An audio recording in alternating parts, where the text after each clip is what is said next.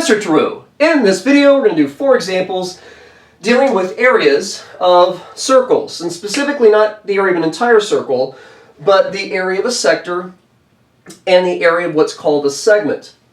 Now, the area of a sector is just simply a percentage or a portion of the overall circle's area. So we're going to find the area of the entire circle, which is pi r squared. We're going to take that entire area and we're going to multiply it by basically part over whole. The part of the circle I'm concerned with, the measure of arc AB, which is the same as our central angle. So you might have like measure of central angle up here, it'd be the same thing, over 360. So just what part of the circle are you concerned with over 360 degrees, which is one full rotation around the circle. So what percent of the area do you want? Sector area. Area of a segment. Now, as you can see here in my drawing, I've taken a circle. I have sectioned out or portioned out a sector, and then we have this triangular shape on the inside. Anytime that you do an area problem in geometry that has just a portion of a larger area shaded, pretty much every single one of those problems is going to be find the area of the larger area or figure, and then subtract out the area of the smaller figure. So what we're going to do is we're going to find the area of the entire sector, which is going to be this pi section, think like a piece of pizza, and then we're going to find the area of the triangle, which is smaller, and simply subtract it out. I don't want that area shaded, so I'm going to subtract it out of the area of the overall sector. And we're going to do these examples in exact format. If you are just using a calculator, if your teacher doesn't care if you have decimals, then by all means do so, and that's easier. But I'm going to do them in exact format for the most part. So I want to find the area of the sector. Now, I haven't blatantly told us what the measure of the central angle is, which is the same as the measure of the arc. But I have put a, well, I didn't label it as a diameter, but it is a diameter. I put a diameter through here that has a measure or length of 14. And if this is a diameter, that's cutting the circle into 2 semicircles, or 2 180-degree arcs. So if I have 180 degrees here, and 30 degrees of that is not shaded in, then this central angle, or the measure of this arc, let me put a couple of letters here so I can say something. The measure of arc AB is going to be 180 degrees, take away 30, or 150 degrees. Okay, well now I'm ready to find my area of my sector. And that again is going to be finding the area of the entire circle. I'm going to put just sector. And we're going to find the area of the entire circle, which is going to be pi. Now the radius is half of the diameter, so if the diameter is 14, the radius is 7. So pi r squared. And I always do parentheses when I substitute, so pi r squared. Now I need to take that entire area of that circle, which is going to be 49 pi square units, and multiply it by what portion of the circle again do I have shaded? Well, again, a full rotation is 360, that's the whole. The part, again, that I'm concerned with is 150. And now all I have to do is try and simplify this without making any mistakes. So we're going to have, well, these both end with zeros, so that's pretty simple. And is there a common factor? Can I reduce it some more? Not only is this numerator and denominator divisible by 10 because they end in 0, but is there another number that can be divided into 15 and 36? That's going to be 3. So I'm going to divide 15 by 3 and get 5. I'm going to divide 36 by 3 and get 12. And just to clean this up a little bit, I'm going to go ahead and put this pi times 7 squared, or 49 pi. I'm going to go ahead and put this over 1 just to make sure that, when I'm dealing with fractions, I have all the numerators and denominators lined up. We have 5 here times 49 pi over, now this 12 is left in the denominator, and it's 12 times 1, which is going to be 12. And we are finding sector area, so this is going to be square units. Area has 2 dimensions. You're filling in a flat 2-dimensional shape. So let's see, 5 times 49. Well, 5 times 4 is 20, so 5 times 40 is 200. So, okay, I got 200 in my head. 5 times 9 is 45, so 245 makes 245. So it's 245 pi over 12 units squared is the area of that sector. Now, I do have these in decimal format. If you type this into your calculator, you'll get approximately 64.14 square units. Remember, if you get an irrational number, if you do something with your calculator and the decimal just runs off the screen and never repeats or never ends, you're going to have to round that off at some point. And this is going to be, this first answer here, 245 pi over 12 square units, would be said to be in exact format. Whereas the 64.14, well, this decimal runs on forever and I've rounded it off, so this is an estimated answer. A pretty, hundreds place, pretty accurate, but this is exact form. Okay, let's get on to the next example. Now my second example is going to be a little bit on the long side, since I am going to again keep these in exact format. It'd be much quicker if you just put them in your calculator and get a decimal answer, and if that's all your teacher cares for, please do so. I've got a circle again. I have a 90-degree portion of the circle that's not shaded, and 90 divided by 360 is 1/4, which means if 1/4 of the circle is not shaded, then I have 3/4 of the circle that is shaded. And I know that the sector area is 120 degrees. So a sector doesn't have to be just a small portion of the triangle. It can be a majority of it. We want to use that information to solve for r, the radius of the circle. So the sector area. Now, I already have the formula up here, but when you're given a problem that's brand new and you're like, I don't know how to do that. That doesn't, all these other problems just gave me the radius and asked me for, and an angle and asked me for sector area. This one's working backwards. I don't get it. Let the formula tell you what to do, okay? We're just going to plug in the numbers and see what's left and solve for it with our algebra skills we learned from last year. Or we're learning right now. So our sector area is again 120. This Greek letter, maybe I should have put measure of arc AB. I also teach pre-calculus and a little bit of calculus, and in those books Greek letters represent angle measures. So this would be like the central angle. And the letter, by the way, is called theta. So if we have 90 degrees here, then 360 minus 90 means that this sector has an angle, or the measure of this arc is going to be 270 degrees. So theta is 270, just 360 minus 90. Over 360 pi, and I don't have an r to plug in because that's what we're looking for. So all I have to do is carefully work this out.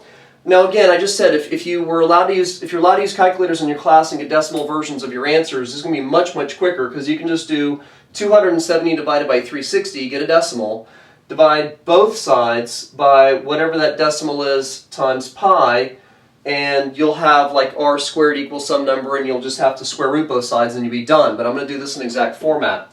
So, and I'm going to go ahead and reduce this in stages like I did before. 270 and 360 both end in 0, so I know they're both divisible by 10, so I'm reduced down to 27 over 36. Now, these two numbers that are left are also divisible by 9. 9 is the largest common factor out of 27 and 36, so I'm going to reduce this one more time. 27 divided by 9 is 3, and 36 divided by 9 is 4. So now, we've got 120 equals, now we have 3/4, we have a fraction, and I can just write 3/4 pi r squared, but I'm going to go ahead and, since this pi is also a number, 3.14, and it never ends, it's an irrational number, I'm going to go ahead and put that over 1 so we can see how the numerators and denominators line up, and see that this cleans up to be 3 pi over 4 r squared. I can also put the r squared in the numerator as well, but that's just the way I'm showing it. When you have a fractional coefficient in front of a variable, you can get rid of that fractional coefficient. You can do it two ways. You can remember that fractions are simply division, so I can multiply both sides by 4, which is going to cancel out my divisor of 4, and then take an extra step of dividing both sides by 3 pi, and I would want to do that because I'm trying to solve for r. 3 pi are both multiplied to r, and you want to do that multiplication with division. So I can do this in 2 steps, but if we're comfortable with our fractions, and if you're not, I'm telling you how to do it, we are going to multiply both sides of our equation. We're just going to do this in 1 step, and multiply both sides of the equation by 3 pi over 4. Or excuse me, 4 over 3 pi. Now that multiplication 4 is going to cancel out with the division of 4. The division of 3 pi is going to again cancel out with that multiplication of 3 pi. And the whole point of multiplying by the reciprocals is you get 1. And the variable's more alone than it was in the first place. So r squared is equal to, now this reduces a little bit because 3 is a factor of 12, right? So 120 divided by 3 is going to be equal to 40. So let me go ahead and reduce that. 3 divided by 3 is 1, and 120, well 12 divided by 3 is 4, and then we just have that 0 left over, and again we get 40. So 4 times 40, and we are just going to multiply the numerators together because again I can place this over 1 to keep the numerators and denominators lined up properly. So 4 times 40 is 160 over, well the 3 cancel with the 120, so the only left in the denominator is pi. And here's where the work starts to show up a little bit in the next step. I want to get the r alone. I was trying to find the radius, right? So I need to square root both sides. So we're going to square root both sides. And let's get that in here like that. The square root of r squared is r. So yay, we finally got r alone. And, well, okay. The square root of 160. Well, the square root of 160 doesn't come out evenly. But, and here's where all this review of simplifying radicals, and ultimately we're going to have to rationalize the denominator as well, skills you learned in algebra could very well have forgotten. There is a perfect square in 160. So if I bring this out for a second, the square root of 160, it can be written as the square root of 16 times the square root of 10. I'm just looking at the numerator temporarily. 16 has it can be reduced, this radical can be reduced if there is a perfect square as a factor of 160. And that is 16. And the square root of 16 is equal to 4. So I'm going to go from square root of 160 to the square root of 16 times square root of 10. Square root of 16, we get 4 over the square root of 10 over the square root of pi. Okay, now, we're not really supposed to leave pi in the denominator. So what I'm going to do now is I'm going to recopy this, and I'm going to just start reminding you of how to rationalize a square root out of a denominator. So we have 4 square root of 10 over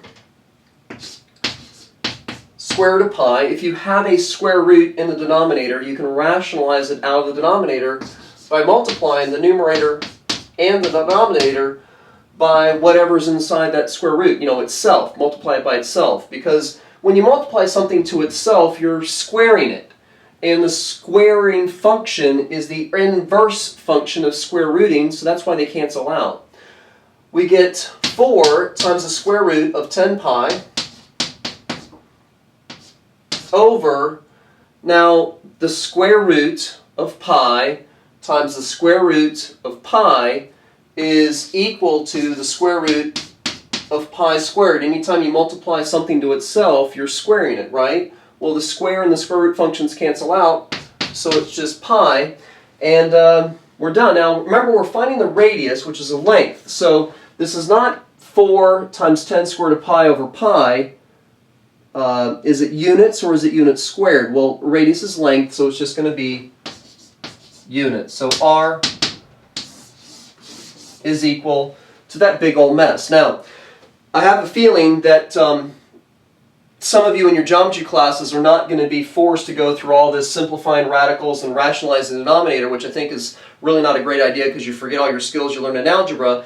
If you are just simply doing this in decimal format, the answer for the radius is approximately 7.1 3.14. Okay? And that would have, we would have gotten that answer much, much simpler, again, had we just made 270 divided by 360 a decimal, multiplied it by 3.14, and then just divided it to both sides. We would have gotten done a lot quicker, but we wouldn't have had a chance to review all these really cool skills. Let's get to on the next example. Next example. Here's a big old circle. It's got a radius of 4. I want to find the area of this segment. Well, remember, we're going to have to find the area of the entire sector and then subtract out this triangle. So for the segment area, let's work on the entire sector first. So the sector area is going to be part over whole, 120 over 360. That is going to get multiplied. You know, what is the area of the entire circle? The area of the entire circle is pi r squared. And I don't know why I just wrote r, because we know that it's equal to 4. That, let's see here. Again, the zeros are going to cancel out because we're going to divide the numerator and denominator by 10. It reduces more, but I just like to get it like a little step at a time for teaching. We're going to get here 12 over 36 pi times 16, and let's go ahead and just, you know, put everything over 1 to get the numerators and denominators to line up. Looks kind of sloppy, but just to remind you, you know, just put across the top and the bottom. Now, the 12 and the 36, this of course can be reduced more. They're both even, but a really big number divides evenly into both 12 and 36. 12 itself. 12 divided by 12 is equal to 1. And 36 divided by 12 is equal to 3. Now it almost looks like 3 should be able to go into 16 because it ends with a 6, but it doesn't. So our sector area is going to end up being 16 pi over 3.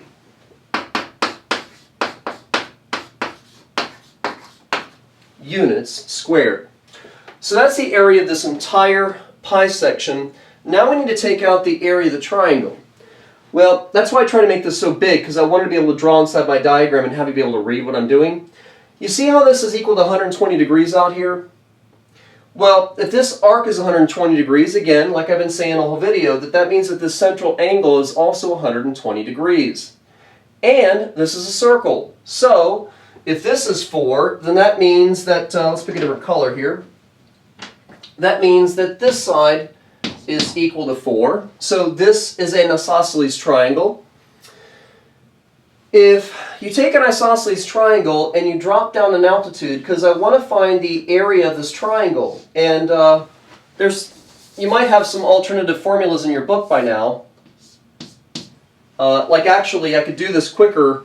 There is a formula for finding the area of a triangle, which is 1/2. What is it? It's 1/2 your two sides of your triangle. Like when you know two sides of a triangle and an included angle, you can do like, I think it's like 1/2. The area is 1/2 BC times sine of A. So I can shortcut this basically and say that the area is 1/2 4 times 4 times the sine of 120. But I want to recall not just memorization of a formula, which is it's a handy formula, but you know, our skills that we've learned through the previous parts of the year, like our 60-30 triangle, if we needed to, our sine, cosine, tangent functions, and so on. And the fact that when you have an isosceles triangle and you drop down an altitude, which mine is pretty poorly drawn here, that's a little bit better. When you drop down an altitude in an isosceles triangle, it bisects the vertex angle, and our vertex angle is 120 degrees, which means that this angle is equal to 60, this angle is equal to 30, and if you remember your 60-30 triangle, so let's just, in case you didn't, put that down here.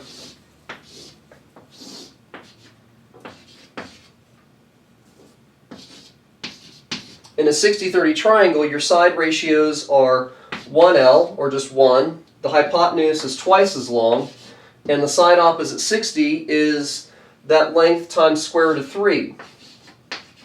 So, our hypotenuse is equal to 4. So, you know, I'm trying to find both the base of this triangle and the height. So, if I find this base, I can double it. and that would be the height. Now, the side opposite 30 is going to be just simply L. Well, I'm going to take this 4, and I'm going to set it equal to the generic length of a 60-30 triangle, which is 2L. When I divide by 2, I get L is equal to 2. So L is the length, the generic length opposite 30, so the height of this triangle, the yellow triangle, is 2. And the side opposite 60, well, that side opposite 60 is going to be whatever L is, which we now know is 2, times square root of 3. So this little portion here opposite 60 is 2 square root of 3. Now, if this little piece is 2 square root of 3, then the entire base, which is twice as long, because in an isosceles triangle, the altitude not only is an angle bisector, but it also bisects the base of our isosceles triangle. So these two segments are the same. So our base is 2 of these, or 4 square root of 3. So the area of our triangle, which I guess I'll keep using the orange, the area of our triangle is 1/2 the entire base, which is going to be 4 square root of 3 times the height, which is 2.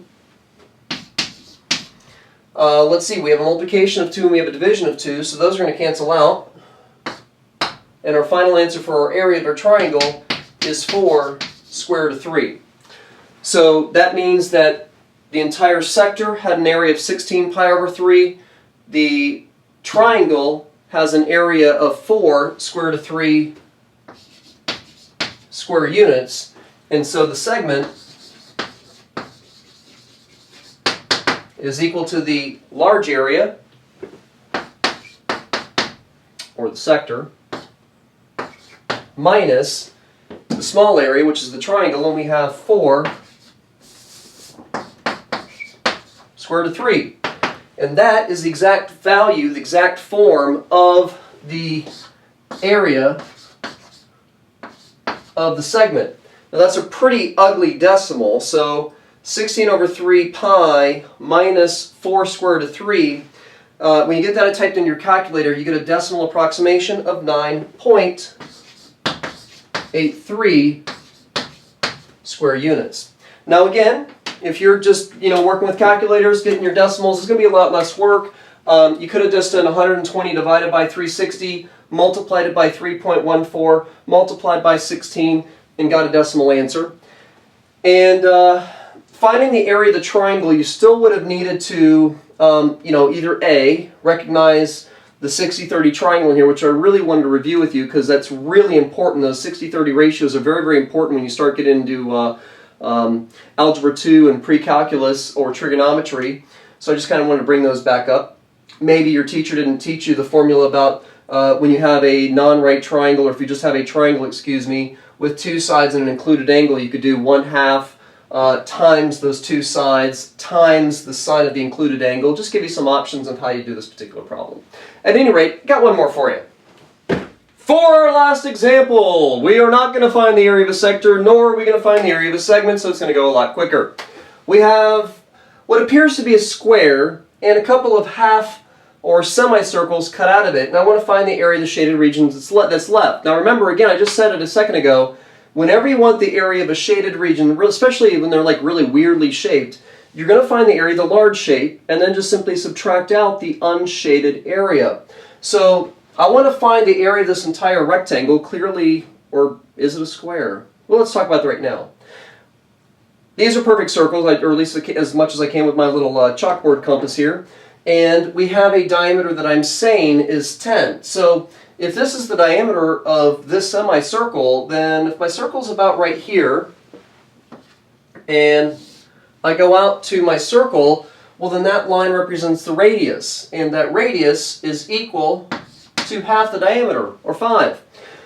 Now these are both semicircles of the same measurement, so if this side is 10, then this side is 10, and that means that this radius is also 5, and 5 and 5 is 10. So this isn't really just a rectangle, it's a square, and the area of a square is length times width. So the area of the square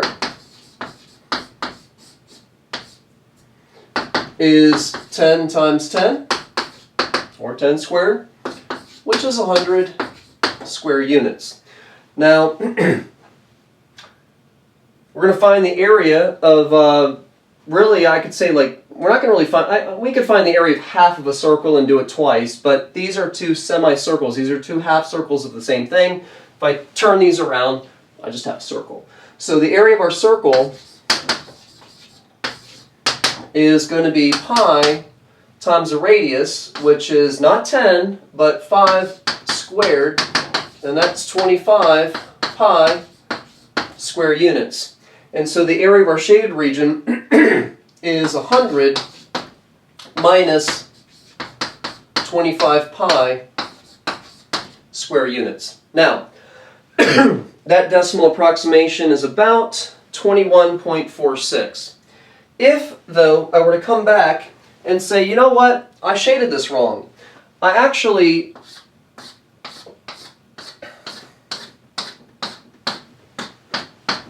want just that. I mean, I want just this to not be shaded, and I want this area out here. Well, look, I just shaded in half my circle. So instead of subtracting out the area of the entire circle, and it kind of affect, you know, when you find the area of half a circle, you're really kind of finding, or you are finding, a sector area. It's just that the angle of that sector is 180 degrees, or simply half the circle. What's 180? Talking about sector area, it's part over whole times the entire area. Part over whole, I'm shading 180 degrees out of the total of 360, and last time I checked, 180 divided by 360 is 1/2. So we're just going to take this area and divide that by 2, and now that's your answer of the shaded region. The area of the entire square minus, not the area of an entire circle, just half of one. I'm Mr. True. That's the end of my video. Bam! Time to go do your homework.